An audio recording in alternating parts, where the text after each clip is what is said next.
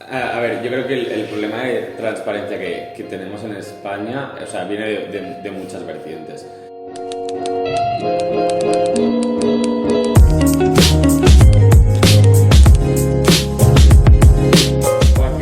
¿Qué podemos decir que es una fake news? Vale, a ver, primero de todo, a nosotros en Maldita no nos gusta hablar de fake news porque creemos que es un oxímoron. O sea, si algo es falso ya de por sí no puede ser una noticia, ¿no? Entonces, hablaríamos en todo caso de bulos o de desinformación, que en realidad incluso es o sea, la desinformación engloba mucho más, ¿no? Porque hay más desinformación más allá de los típicos bulos que nos podamos pensar. Entonces, un poco eso. O sea, no sé o sea, si queréis que responda que es un bulo igualmente como tal, pero... Sí, sí. o sea, como bulo al final entenderíamos pues algo que es falso y que se está viralizando y que está llegando a la gente como si fuera verdadero, ¿no? Y que hay gente que se está creyendo y que necesitamos desmentir para que la gente pueda saber que no es cierto. ¿A través de qué canales o vías se detectan más fake news? A ver, nosotros recibimos muchísimo feedback de lectores y de la comunidad de Malditos, sobre todo por el chat de WhatsApp que tenemos en el que nos pueden escribir y decir lo que nos está llegando. Luego, donde se puede ver más fácilmente, sobre todo tú, o sea, cualquiera desde fuera, es en las redes abiertas, ¿no? No podemos saber que se está mandando alguien a otro alguien a través de WhatsApp, ¿no? Y está bien que sea así, haya esa seguridad. Y redes más abiertas como Twitter es más fácil ver que esa información está corriendo, o incluso en Facebook, ¿no? Que es más fácil también. Y hay como, digamos, campos informativos más susceptibles, por ejemplo, claro, con el COVID ciencia, obviamente, pero a nivel así general, ¿hay algunos campos donde más desinformación corre? A ver, nosotros por ejemplo tenemos bastante desinformación detectada en el tema de los migrantes, ¿no? Y también más relacionada al discurso de odio, de ahí el proyecto de Maldita Migración, que nació por eso, porque vimos que mucha de la desinformación que estaba corriendo iba relacionada con ese tema. Luego ha pasado también pues con la pandemia, ¿no? O sea, llega el coronavirus y la mayoría de desinformación se concentra en eso y al final la desinformación va muy pegada también a la actualidad, ¿no? En los últimos meses o semanas más bien lo estamos viendo que de nuevo el centro de la desinformación y de los bulos es Ucrania, porque está viendo la guerra, ¿no?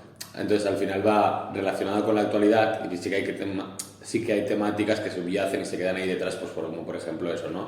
El discurso contra los migrantes. ¿Y existe algún componente informativo que haga que un bulo se extienda más o menos? ¿En qué sentido componente informativo? Como por ejemplo, verosimilitud, ¿no? ¿Qué te Sí. refieres? Por ejemplo, si no es verosímil es mucho más difícil al final que se extienda, por ejemplo, o si no tiene algo.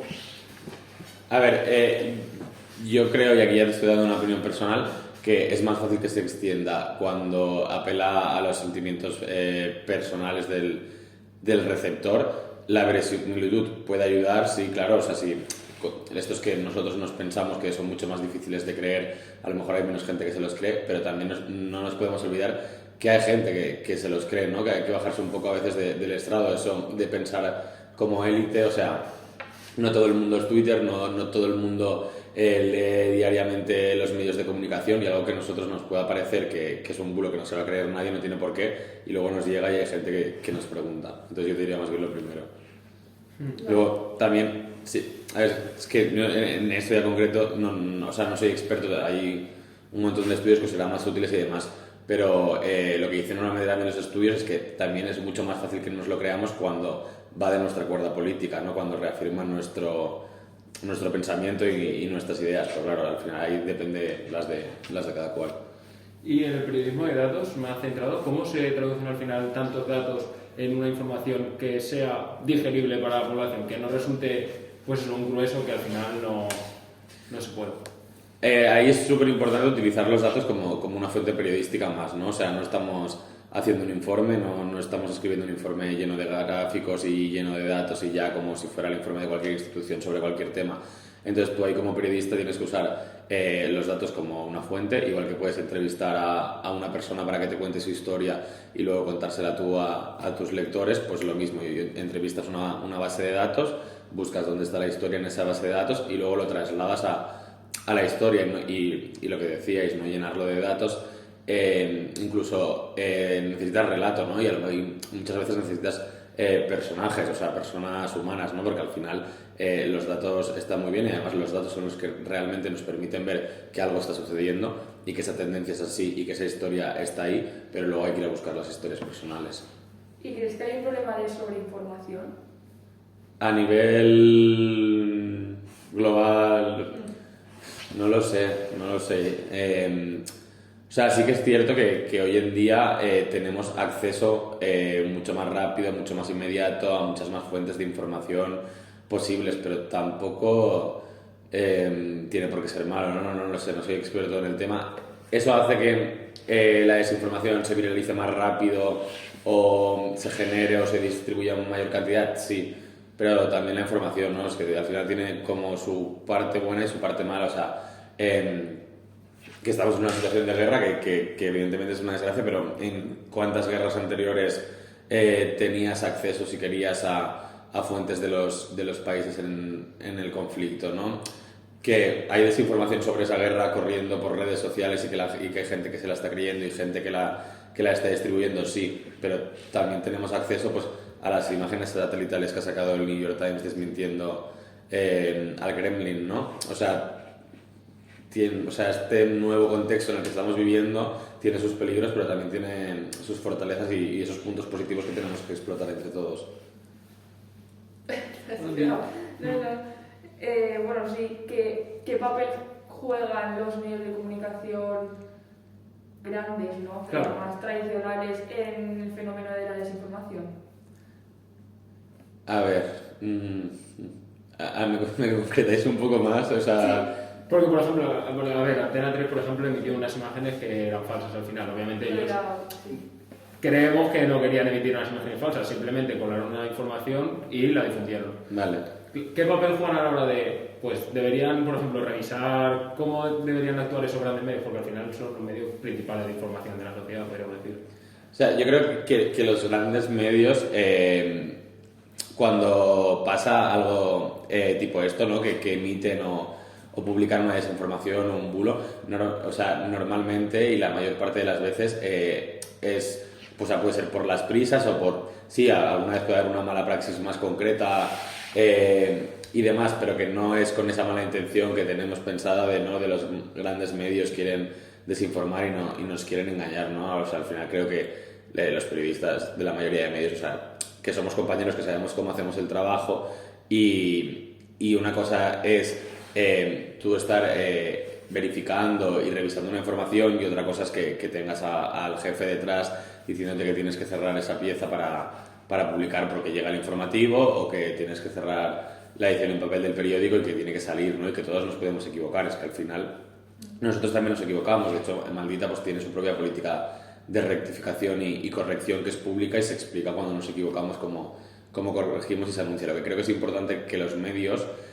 más allá de, sí, cambiar todas las dinámicas que les han llevado hasta aquí a los medios tradicionales, ¿no? Y intentar luchar contra pues, esa dictadura de la inmediatez, contra esa rapidez que hoy en día les hace cometer errores. Más allá de todo eso, lo que creo que es muy importante esa política de corrección y de rectificación, que hay medios grandes que no lo hacen, ¿no? Que publican algo y que a lo mejor no es tampoco un bulo completamente en sí, pero que no está bien contextualizado, que lo que sea, entonces deciden que hay que rectificar para explicarlo bien y cambian lo que tienen publicado, lo dejan así ya, pero no avisan del error al lector, ¿no? del posible error. Eso creo que es lo que deberían empezar a arreglar todos, porque aunque hoy en día algunos no lo hagan, es preocupante, porque tú al final a lo mejor te ha llegado la primera versión de esa noticia, te has leído eso y crees que eso es tal cual así, y luego pues lo han cambiado y ni te das cuenta, porque como no indican corrección, no indican los cambios. ¿Y qué papel juega Maldita como herramienta para combatir este tipo de desinformación? Bueno, Maldita al final es un medio de comunicación y una fundación sin ánimo de lucro que busca luchar contra la desinformación y ese es un poco nuestro rol, ¿no? Y sobre todo también el dar herramientas a la comunidad, o sea, a la sociedad, no solo explicarle a quien nos lee que esto en concreto es falso, ¿no? Que esto es un bulo y que está bien, que si le está llegando o se lo está creyendo tenga esa herramienta de poder leer y ver que es un bulo, sino también darle herramientas para que no se la cuelen, ¿no? O sea, yo creo que es fundamental la labor que hacen los compañeros de Maldita Educa en cuanto a formación y alfabetización mediática, porque tenemos que ir también entre todos un poco hacia ahí, no solo el que seas capaz de ir a un medio de verificación a buscar un posible desmentido porque crees que algo es un bulo, que eso ya está bien porque se te está despertando una alerta de que podría ser un bulo, pero sino que tú mismo tengas herramientas para saber cuándo lo que te está llegando puede serlo, no puede serlo o qué. O sea, ¿crees que falta alfabetización mediática? Sí, yo creo que hoy en día nos falta bastante alfabetización mediática en general y también luego hay sectores de la población que es más complicado, ¿no? Los compañeros de Maldita Educa, por ejemplo, hacen muchas formaciones con mayores y está muy bien, pero bueno, es normal que en un contexto como el actual, con lo que ha cambiado todo, que haya sectores de la población para los que es más complicado, ¿no? También tenemos que hacer más esfuerzos todos ahí para intentar facilitárselo un poco. Deberíamos aportar también más, como digamos, herramientas, como te has dicho, de educación, o más centradas en el comportamiento del ciudadano más que en el contenido, es decir, esto es falso. Más herramientas pues, de mediación, digamos. O sea, como impulsar más la formación. Sí, pues formación, incluir normas igual en algunas plataformas para intentar reducir, ¿sabes? Como reducir comportamientos de crear desinformación y tal, para que no sea solo de mentir contenidos, sino algo que vaya más allá. O sea, yo creo que la herramienta para ir más allá de la simple verificación, o sea, de simplemente decir este contenido es falso, es la alfabetización mediática. Y eso sí que lo tengo claro. Yo creo que es la apuesta de Maldita, además, para dotar de herramientas a los ciudadanos, ¿no? Y que todo el mundo pues, sea capaz de consumir información, los medios y lo que le llega de una forma un poquito más crítica y más alfabetizada también digitalmente, ¿no? De poder tener herramientas para verificar por ti mismo. Yo creo la verdad que sí que la solución o que el camino, al menos por ahora, tiene que ir por ahí. Y deberíamos dejar de invertir en esta educación, por ejemplo, a estados, plataformas. ¿Debería ser algo cooperativo o si empezamos a incluir, por ejemplo, al Estado ya se cerraría algunas líneas, veríamos como puntos sesgados o es algo cooperativo entre todos? Complicado. O sea, yo creo que está bien, y esto ya es una opinión completamente personal mía, que las administraciones se impliquen en según qué historias y porque al final, pues es la administración pública, ¿no? Al nivel que sea, ¿no? Y entonces, en ese punto, sí que creo que está bien que tengan iniciativas para cualquier problema que tengamos como sociedad, ¿no? Y la desinformación, pues hoy en día es uno. Entonces, yo en ese sentido no veo mal que la administración pública, fomente políticas en este sentido, ¿no? De luchar contra la desinformación o en alfabetización mediática, por ejemplo. Me parece lógico que la administración tenga que ayudar a la gente más mayor, ¿no? A nuestros mayores en alfabetización mediática y digital para los que quieran, ¿no? Y no solo por la desinformación que les llega, por la desinformación que les llega, los problemas que tienen hoy en día para acceder a la banca online que se ha digitalizado casi completamente, ¿no? Pues son cosas que evidentemente que está bien que la administración fomente y que en ese sentido hagan políticas públicas. Más allá de eso, creo que tenemos que dejar la lucha contra la desinformación en manos de las administraciones, pues no, evidentemente que no, y por eso hacemos la labor que hacemos, pero sí, no, o sea, en ese punto de fomentar según qué políticas o según qué cosas, en mi opinión personal creo que está bien. Otra cosa ya es cuando hablamos de pues si el gobierno tiene que decidir que es verdad o que es mentira, que evidentemente pues no estoy de acuerdo. ¿En qué? Eso no se me ha ocurrido ahora, ¿vale? ¿Qué tipo de contenido se debe recibir que es más falso? O sea, imágenes manipuladas, fuera de contexto, o noticias, o incluso no una noticia entera, sino un párrafo fuera de contexto. Sí que nos pasa mucho que algunos pensamos como eso, ¿no? De bulos tiene que ser como una cosa muy parecida a lo que tenemos en mente de lo que es una noticia, no tiene por qué. Llegan pues muchas cadenas de WhatsApp también, ¿no? Nos preguntan, por ejemplo, por el chatbot, lo típico que recibimos todos luego de hecho, y muchas de estas que te llegan largas, que te pone reenviado muchas veces directamente en WhatsApp, y también llegan bastantes capturas, ¿no? Que es otra cosa que podemos no tener tanto en mente, ¿no? Que también hay montajes y cosas así que corren como más simples o más cutres en apariencia, pero en realidad están desinformando. Bueno, estuvimos viendo un poco el trabajo que hicisteis sobre la llegada a los aeropuertos de Madrid y hablabas de que había problemas de transparencia directamente de recibir información. ¿Por qué, digamos, si hay un problema en España o incluso a nivel más general de comunicación como pública y se hace una comunicación corporativa del partido que está en el partido ya? Porque al final era transparencia directamente, públicamente. A ver, yo creo que el problema de transparencia que tenemos en España, o sea, viene de muchas vertientes. Por un lado, tenemos una falta de cultura de transparencia como país y como sociedad.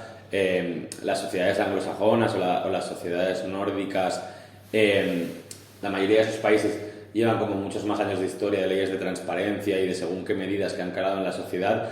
Entonces, como que la ciudadanía está más concienciada con cuáles son sus derechos en cuanto a información pública. Porque aquí en España yo creo que no lo tenemos como asumido. Es como que sí, todos tenemos asumido que el dinero de la administración es dinero de todos, es dinero público, y que si un político o un gobernante se lleva dinero de ahí nos está robando a todos. Pero no asumimos que la información de la administración, la información de los gobiernos, los datos, las bases de datos, todo eso también es nuestro. Son datos públicos y si no hay nada que lo impida deberíamos poder tenerlo. Entonces yo creo que hay por un lado ese problema, luego sí que hay el problema de que los partidos políticos creo que no han sabido leer la importancia de que avanzáramos a nivel de transparencia. O sea, tenemos ley de transparencia y consejo de transparencia, etcétera, desde el gobierno de Rajoy. El gobierno de Rajoy o sea, tuvo incumplimientos en ese sentido, no actuó a todo lo bien que tenía que actuar, pero ha llegado el gobierno de Sánchez y en lugar de mejorar vamos para atrás. Entonces tampoco es cosa de colores políticos, ni unos ni otros han querido saber leerlo, y cuando han estado en el poder pues han puesto un poco de cortapisas a lo que ya nos permite la ley, ¿no? Y de hecho ahora se va a reformar en principio si todo va bien, y hay que estar un poco pendientes a ver de qué reformas acaba proponiendo el gobierno en ese sentido, porque no pintan que realmente vayan a mejorar nuestra situación en cuanto a transparencia y derecho de acceso.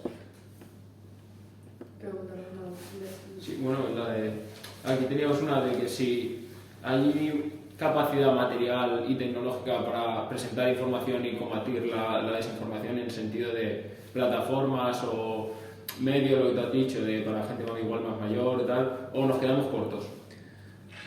A ver, yo creo que es imposible que en un lapso de tiempo corto veamos desaparecer la desinformación, evidentemente. Ojalá algún día no llegara a ver ni un bulo, ¿no? Pero al final, o sea, pues los bulos tampoco son nuevos. Lo nuevo es la manera de distribuirlos, de crearlos y de cómo se viralizan ahora. Es algo histórico, o sea, también es un poco, yo creo, o sea, como sociedad, como seres humanos que somos. Entonces yo creo que en ese sentido hay que avanzar e intentar eso, que todos estemos más formados, que todos seamos más capaces de que no nos los cuelen, pero bulos o desinformación pues seguramente seguiremos teniendo siempre, al menos hasta donde yo creo que veamos de aquí unas décadas. Claro, es algo utópico, pero que al final se puede llegar a conseguir, de alguna manera. Pues no lo sé, yo creo que a lo mejor es utópico, la verdad. O sea, sí, o sea, pensar en un mundo sin ningún bulo, sin ninguna desinformación, yo sí que creo que es utópico, al menos en, pues, no sé, las décadas que me puedo imaginar yo por delante, ¿no? O sea, mi vida, yo no creo que llegue a vivir en un mundo con cero desinformación, habrá que combatirla siempre. Bueno, la pregunta que se la hacemos a todo el mundo que nos entrevista hasta ahora es si, esto ya es opinión personal, si crees que fallamos en cómo nos informamos la ciudadanía. A ver, yo creo que en parte sí, y sobre todo por lo que hablábamos también antes de que cuando te crees un bulo o cuando te crees algo que no es totalmente cierto, es más porque estás reafirmando tus pensamientos. Entonces, no todos, y evidentemente tenemos que generalizar, pero sí que creo que hay muchísima gente que consume sus medios de referencia y que no está mal, ¿no? Porque todos tenemos medios de referencia y hay que elegirlos, pero si tú consumes solo determinados medios porque son tus medios de referencia, también los tienes que consumir críticamente, ¿no? O sea, nunca ningún medio te va a estar, ¿sabes?, aportando todo el análisis y todo el contenido y toda la información que necesitas. Entonces está bien que consumas varios, pero sobre todo que los consumamos críticamente y siendo conscientes pues de la línea editorial de cada cual, del nivel de elaboración de las informaciones. O sea, yo sí que creo que hay mucha gente que no se para a recabar en si le están citando las fuentes o no le están citando las fuentes. que lo entiendo y que es complicado y que todos tenemos que hacer esa lucha un poco por la alfabetización para que todos consumamos más críticamente, ¿no? Pero a mí es algo, por ejemplo, que me pone muy nervioso si estoy leyendo una información de un compañero y no me dice de dónde sale, por qué me tengo que fiar, o incluso a veces lo típico de según ha accedido el periódico X. Y dices, no, es que, escucha, yo como compañero que sé de dónde sale esto y sé que está colgado aquí públicamente por el ministerio tal, o que está en el portal de transparencia, que viene de tal. Pues también, pues que a veces también la culpa la tenemos un poco nosotros, ¿no? Quiero decirte, o sea, si hubiera más transparencia de fuentes, si hubiera más honestidad en ese sentido periodística y esto pues, es un poco lo mismo de antes, seguramente la mayor parte de veces era por política del medio en sí, no tanto por la labor de los compañeros, ¿no? Pero yo creo que en ese sentido sí que hay mucha gente que simplemente pues eso, se cree esos medios de referencia y no va a la fuente primaria y que al final también el error lo tenemos nosotros en no dar siempre las fuentes primarias y la mayor transparencia posible a los lectores.